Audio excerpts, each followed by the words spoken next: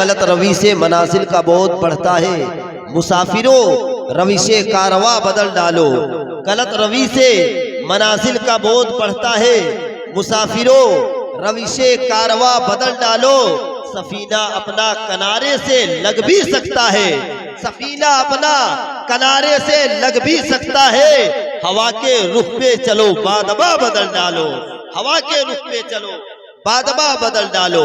خدا نے آج تک اس قوم کی حالت نہیں بدلی، نہ ہو احساس جس کو اپنی حالت کے بدلنے کا۔ عزیزان ملت اسلامیہ، آج میری تقریر کا عنوان ہے دور حاضر میں مسلمانوں کے زوال کے اسباب اور مسلمانوں کی کامیابی کے راستے۔ میرے بھائیوں، یہ امر کسی سے مخفی نہیں ہے کہ ایک وہ دور تھا جب مسلمان عالم کی قیادت کرتے تھے، حکومت و سلطنت مسلمانوں کی کنیز ہوا کرتی تھی، وہ جس راستے سے گزر جاتے تھے فتح و کامرانی ان کے قدموں کا بوسہ لیا کرتی تھی، شجاعت و بہادری مسلمانوں کے نام سے متعارف تھی، وہ جس ملک میں قدم رکھتے تھے فتح و کامرانی کے جھنڈے نصب کر دیا کرتے تھے، مگر وہی مسلمان آج بے چینی، بے قراری اور اضطرابی کیفیت سے دوچار ہے۔ مسلمانوں کا لمحہ لمحہ خوف و ہراس کے سائے میں گزر رہا ہے، مسلمانوں کا خون پانی کی طرح بہایا جا رہا ہے۔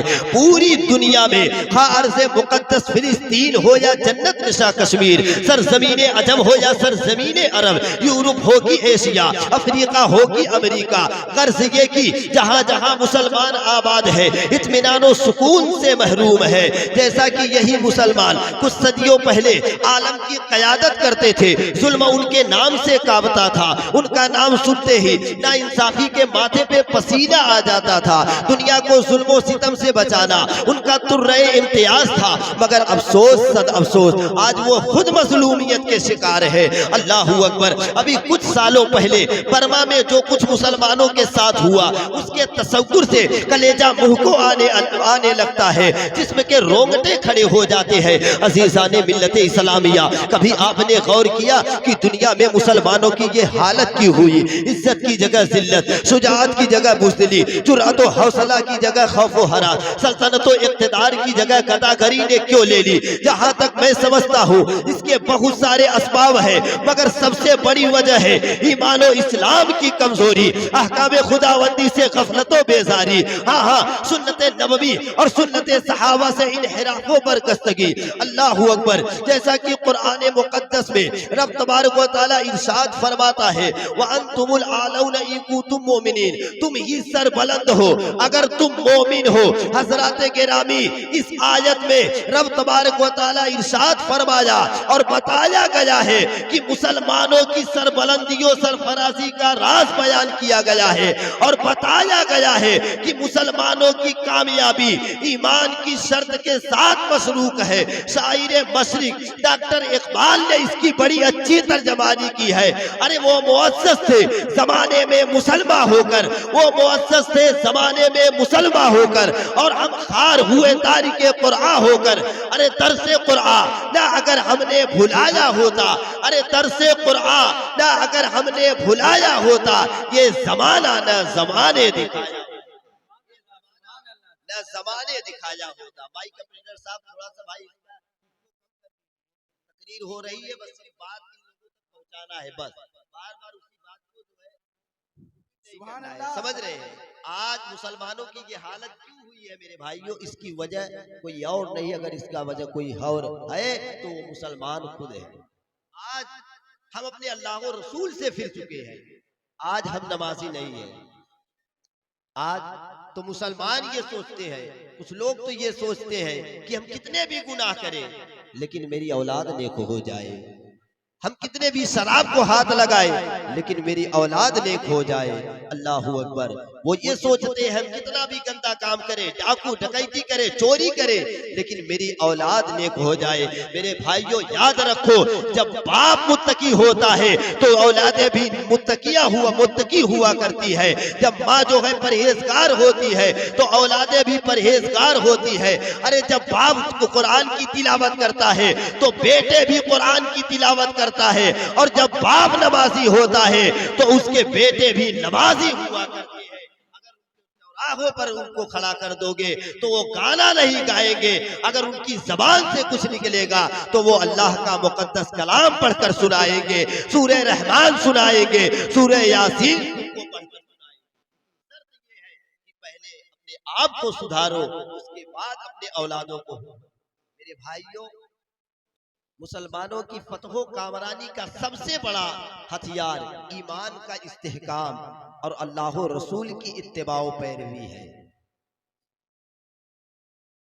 ایمان کا سب سے بڑا ہتھیار اللہ و رسول کی اتباع و پیروی ہے۔ اس کا ثبوت سب سے بڑا تاریخ اسلام کی سب سے پہلی جنگ ہے۔ اسلام میں جو سب سے پہلی جنگ ہے وہ اس کا سب سے پہلے یہی ثبوت ہے میرے بھائیوں۔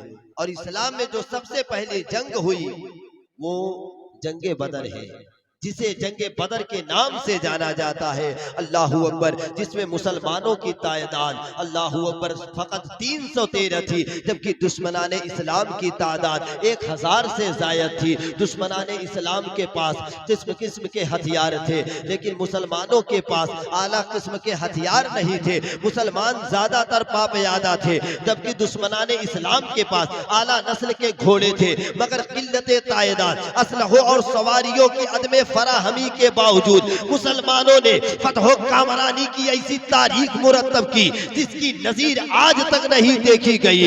اللہ اکبر۔ تو اب سوال یہ ہے کہ آخر مسلمانوں کے پاس وہ کون سی طاقت و قوت تھی جس کی بنیاد پر مسلمانوں نے فتح و کامرانی کی ایسی تاریخ مرتب کی، جس کی بنیاد آج تک دنیا پیش نہیں کر پائی، جس سے پوری دنیا حیرت زدہ ہے۔ تو مسلمانوں وہ کوئی اور چیز نہیں ہے، اس کا جواب یہ ہے کہ وہ ایمان و اسلام کی طاقت تھی۔ ہاں وہ ایمان و اسلام کی طاقت ہو، وہ کسی اور چیز کی نہیں، بلکہ سب سے پہلے اپنے ایمان کو ہم دیکھیں، اپنے ایمان کو درست کریے، انشاءاللہ اللہ رب العزت اسی کے صدقے میں آپ کو ہر فیلڈ ہر میدان میں کامیابی عطا۔ سبحان اللہ۔ اگر میں چاہتا تو اور بھی تقریر کر سکتا تھا، لیکن مجھے یہ سمجھ میں آیا کہ انشاءاللہ اگر عوام اس سمے بیٹھی ہوئے تو آج یہی سوال ہر کسی کے زبان پر ہے کہ اس دور میں مسلمان کرے تو کیا کرے۔ آج کا جو دور چل رہا ہے، مسلمانوں پر جو ظلم ڈھایا جا رہا ہے، اس دور میں مسلمان کرے تو کیا کرے۔ ہم کو لاٹھی ڈنڈا اٹھانے کی ضرورت نہیں ہے، اگر کچھ اٹھانے کی ضرورت ہے تو وہ قرآن اٹھانے کی ضرورت ہے۔ اگر کچھ اٹھانے کی ضرورت ہے تو اپنے اصحاب پیغمبر بزرگان دین کی کتاب کر کھول کر پڑھو۔ خدا کی قسم اگر تم ان کو اپنا لو گے تو دنیا میں بھی کامیاب رہو گے اور آخرت میں بھی کامیاب۔ حضرات گرامی، اب ذرا تصویر کا دوسرا رخ دیکھیے کہ جنگ احد میں مسلمانوں کی تعداد کافی حد تک اچھی تھی، مگر مسلمان جیتی ہوئی جنگ ہار گئے۔ اس کی وجہ یہ تھی کہ سرکار نے جن 50 تیر اندازوں کو احد پہاڑی پر متعین فرمایا تھا اور تاکید کیا تھا کہ جب تک تمہارے پاس ہمارا حکم نہ پہنچ جائے، ہمارا پیغام نہ پہنچ جائے، تم کسی صورت میں اپنی جگہ سے نہ ہٹنا۔ اللہ اکبر۔ مگر وہ فتح کی خوشی میں اپنی جگہ سے ہٹ گئے، سرکار کے حکم سے غافل ہو گئے۔ وہ اتر کر دشمنوں کا تعاقب کرنے لگے، مال غنیمت لوٹنے لگے۔ ارے نتیجتاً فتح شکست میں تبدیل ہو گئی، مسلمان جیتی ہوئی جنگ ہار گئے۔ حضرات گرامی، ان حقائق کے روشنی میں میں کہنا چاہوں گا کہ اللہ و رسول کی اطاعت و فرما برداری مسلمانوں کی کامیابی کی سب سے بڑی ضمانت یہی ہے کہ اللہ و رسول کے حکم سے غفلت کا ذلت، اس کا جو ہے ذلت و رسوائی ہے۔ جب ہی تو شاعر کہتا ہے کہ آج بھی ہو جو براہیم سا ایما پیدا، آگ کر سکتی ہے اندازے گل ستام۔